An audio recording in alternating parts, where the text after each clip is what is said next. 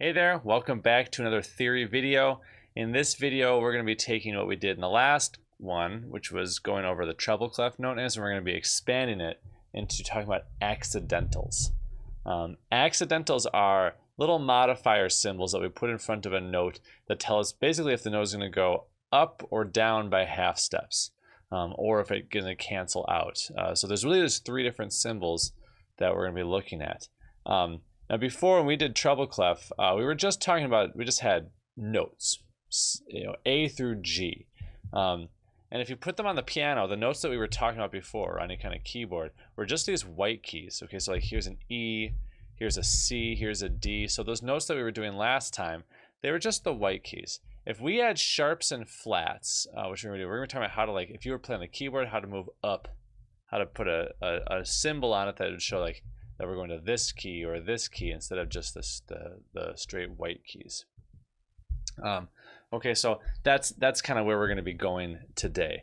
But what are these accidentals? Well, if you've ever seen a piece of music that has some notes that look like these ones, those are different types of accidentals. Okay, so we've got sharps and we've got flats. And then we also have one that I don't have on here. It's called a natural sign. Okay, that one, natural sign. So we're gonna do a few different things today. Okay, we're gonna practice drawing them. I'm gonna define them, show you how to write where they go on a piece of paper. How do we write them if we're writing them out in just like letters, like in English language, or I guess it's not really just English, but that's what we're doing right here. We're going to practice a little bit. I'll show you how it works on a keyboard, all those things, and it won't take that long. Okay, this is not as tricky as learning the note names themselves. So we've got a few different symbols, right? I told you we've got this guy, this tic-tac-toe board, that is called a sharp. Okay, and sharps go up by a half step. Okay, so if I get my keyboard back out again, okay, and I'm playing a G here, a G sharp, if I go up by a half step from G to G sharp, I'm going up to this black key. Or if I'm singing it, la, I go up a half step to la, that's a G sharp. G sharp, okay, G sharp, A sharp. Okay, so climbing up those half steps. Okay, so that's sharps. And it looks like this tic-tac-toe board. This symbol is called a flat. Okay, and flats make us go down by a half step. Okay, so if I took that same G, I think G flat, G flat, F. I'm going down. So G flat, G sharp. I used to have kind of use a shorthand. It's like I sharpen things up and I flatten them down. Flatten them down makes a little more sense than maybe sharpen them up, but so you think about like I'm flattening something and it gets lower. I'm flattening it with a hammer. Flatten them goes down. I sharpen something and it gets pointier or higher, I guess. But sharpen things up, flatten them down. That's the bottom line. Those are our most often seen symbols, okay? The other one that I mentioned is a natural sign. A natural, and it cancels out a sharp or a flat.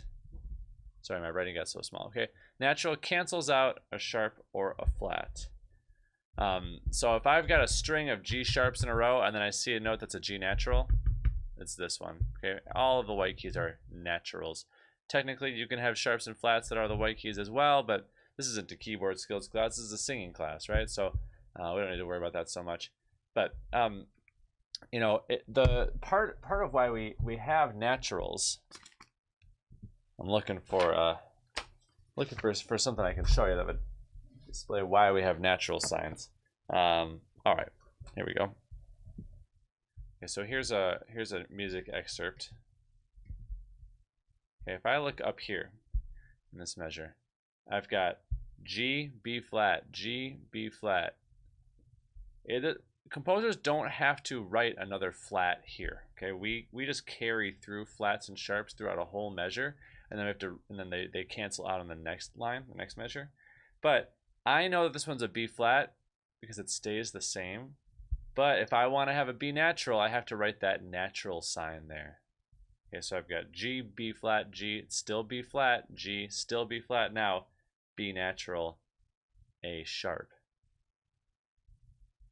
That's a little bit more in the weeds than what we need to do right now, but that's kind of why we have natural signs, okay, is because they carry through like that. So memorize these things, okay?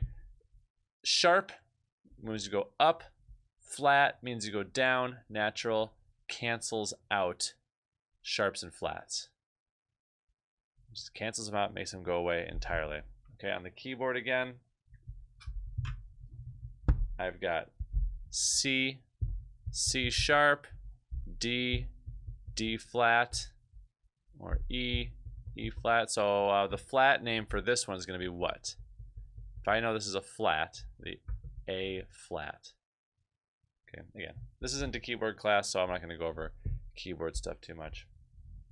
Now, let's get into how we write them. So if you notice on this piece of paper, all of the accidentals are always placed before the note. Okay, so we practiced, you know, we had notes last time. We knew like this is a F. We always place the sharp or flat or natural sign before the written note. We just do that because we read our music left to right, and as we're reading it, we want to know that modifier before we get to the actual note. Because you got to remember that like a G is a different note than G sharp.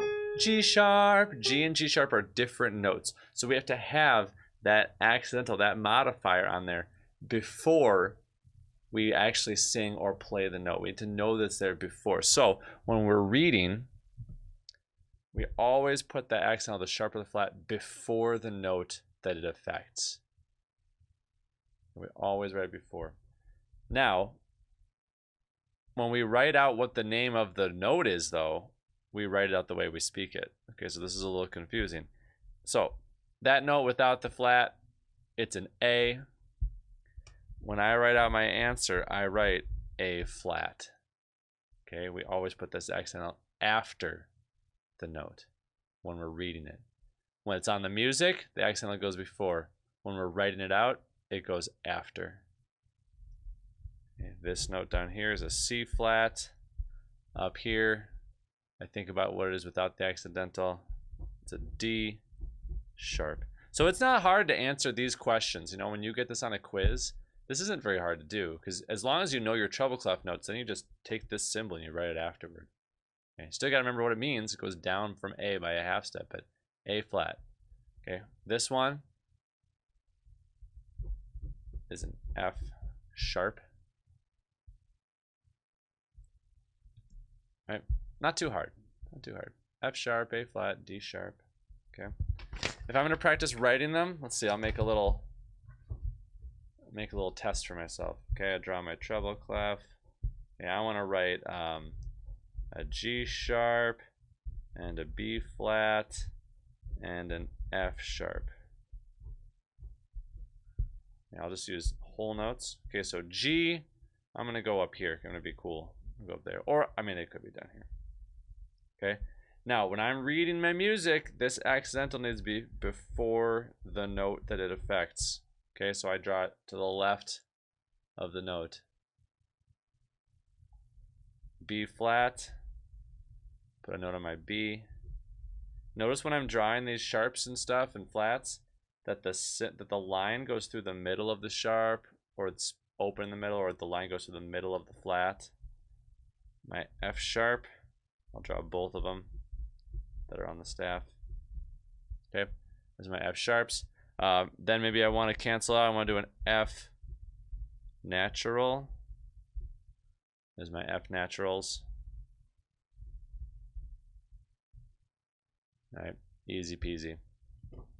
Now you might have noticed also that we have to write these things in the reason we're so much sticklers about these things is because we want to have a shared common language with any other musician. So we want to write them the same way as everybody else, so that when we're reading, if I'm reading a piece of music on piano or singing it, there's like hundreds and hundreds of notes that I'm going through. And I don't want to have to think about anything. Really, like, I don't want to think about like decoding too much. I want to be fluent in it.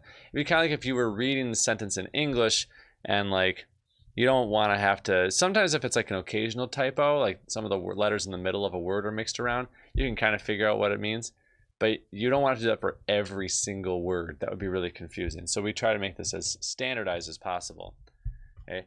Notice that we always use capital letters when we're writing note names. Always use capital letters.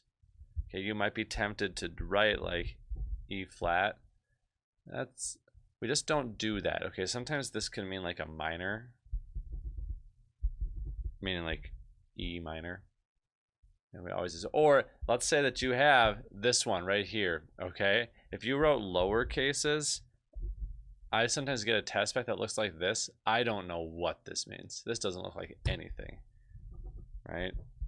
B flat. Also notice that I write my flat and my sharp kind of up and to the right. Okay, it's like smaller and off to the side. I'll know if you write this, I'll know what that means, but this is a lot clearer, just like straight up. Okay, so when you're writing these, remember a couple, like let's quick review everything. Okay, sharps go up by a half step, flats go down by a half step, naturals cancel out the sharp and the flat. Okay, commit that to memory. When I'm writing my answers, if I'm naming this note, I write capital letter, put my sharp or my flat after it. Okay, I want to read it left to right. F sharp, A flat. I want to be able to read these things really quickly. Okay, when you write them, and you don't need to write out A flat. That's a lot of extra work. I'd rather just read this. But when you're writing them, okay, when you're writing them on the staff, you want to make sure that you write your accidental to the left. Okay, if I'm going to draw a D flat, I want that flat to the left of the note that it affects. Because I read my music left to right also, and I need to know what this is before I get there. I need to see that little modifier is on there. Okay. Capital letters. Write the accidental after the letter name.